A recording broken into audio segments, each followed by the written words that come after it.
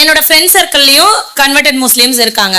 இப்ப என்னன்னா இஸ்லாத்தை பத்தி நான் 100% நான் வந்து எல்லாமே நடைமுறைக்கு வந்து நல்ல விஷயங்கள் தான். எதுவுமே வந்து இதுல வந்து ஒழுங்கா இருக்கணும் தொழுகணும்னு கட்டாயம் இல்ல.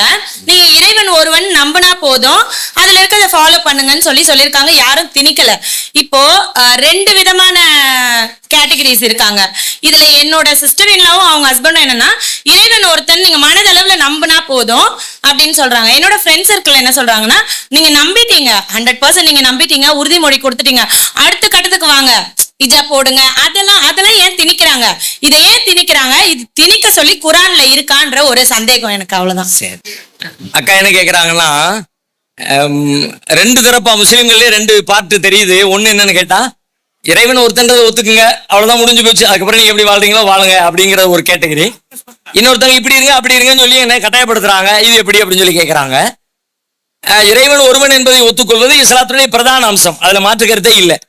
ஆனால் அது உண்மையாக நம்பினால் இறைவன் ஒருத்தன் தான், அந்த இறைவன் தான் இந்த வேதத்தை கொடுத்துருக்கிறான், அந்த இறைவன் தான் நம்மளை இப்படி வாழ சொல்றான் என்பதை நம்புனா நம்ம அடுத்த கட்டத்துக்கு வாழ்ந்துதான் ஆகணும். நான் வாழலைன்னா அவனை இறைவன் நம்பினதே இப்ப கேள்விக்குறியா இருக்கு. வாழ முடியவில்லை அதனால வாழலாட்டி வேற விஷயம்.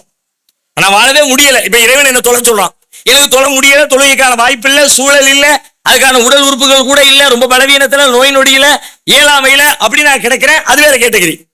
ஆனால் எனக்கு எல்லாம் முடியும், கடவுள் தொலை சொல்லியிருக்காருன்னு தெரியும், ஆனாலும் தொலை மாட்டேன்னா அப்ப நான் கடவுளாவே அவனை நம்பலன்னு அர்த்தம். ஆமணி என்ன பெரியாளா, நீ என்னது பெருசா கிழிச்சிருவேன்.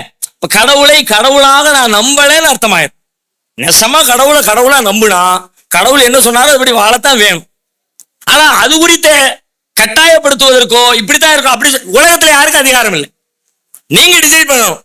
நெசமா அவனை கடவுளை நம்பிட்டேன், ஒருத்தரை இவன் என்னுடைய பிள்ளைன்னு நம்பிட்டா பிள்ளைக்கு கொடுக்குற உரிமையை கொடுப்பேன்ல, இவங்க என்னுடைய பெற்றோரை நம்பிட்டா பெற்றோருக்கு கொடுக்குற மரியாதையை நான் கொடுப்பேன்ல, இவர் என் கணவர்னு சொல்லிட்டா கணவருக்கு கொடுக்க வேண்டிய உரிமையை நான் கொடுப்பேன்ல. அவன் நெசமா நம்பினா கொடுப்பேன், பொய்யா நம்பினா சும்மா ஒரு டம்மியா எங்க அப்பா மாதிரி வேடம் போடு அப்படின்னு நான் சொத்துல பங்கு கொடுப்பேனா? அவர் ஆஸ்பத்திரியில் தூக்கிட்டு போவேன், அதெல்லாம் போக மாட்டேன். சும்மா நாடகத்துக்கு கூட்டு வந்து எங்க அப்பா மாதிரி நடிக்க சொன்னா உடனே வீட்டுல வந்து குடியிருக்கிறியப்பான்னு கேட்பேன்.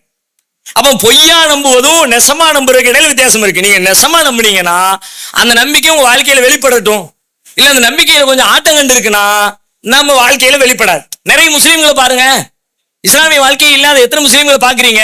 அவங்க முஸ்லீம், அப்பா அம்மா முஸ்லீமா இருந்தாங்க, அவங்க பேரு முஸ்லீம்னு வச்சுக்கிட்டாங்க, ஆனாலும் அவங்க இறைவனை நம்பல. இறைவனை எப்படி நம்பணுமோ அப்படி நம்பல. அதனால அவங்களுடைய வாழ்க்கையில தொழுகை இல்லை, அவங்களுடைய வாழ்க்கையில இஸ்லாமிய நடைமுறைகள் இல்லை. அதனால நெசமா நம்பியது உண்மை என்றால் கடைபிடிக்க வேண்டும் என்கிற உணர்வும் செயல் திட்டமும் உங்களை அப்படியே அடுத்த கட்டத்துக்கு உந்தி தள்ளும். இல்லாட்டி அந்த நம்பிக்கையிலே ஒரு கேள்வி இருக்குன்னு அர்த்தம். இதை கட்டாயப்படுத்துற ரைட்ஸ் யாருக்கும் இல்லை.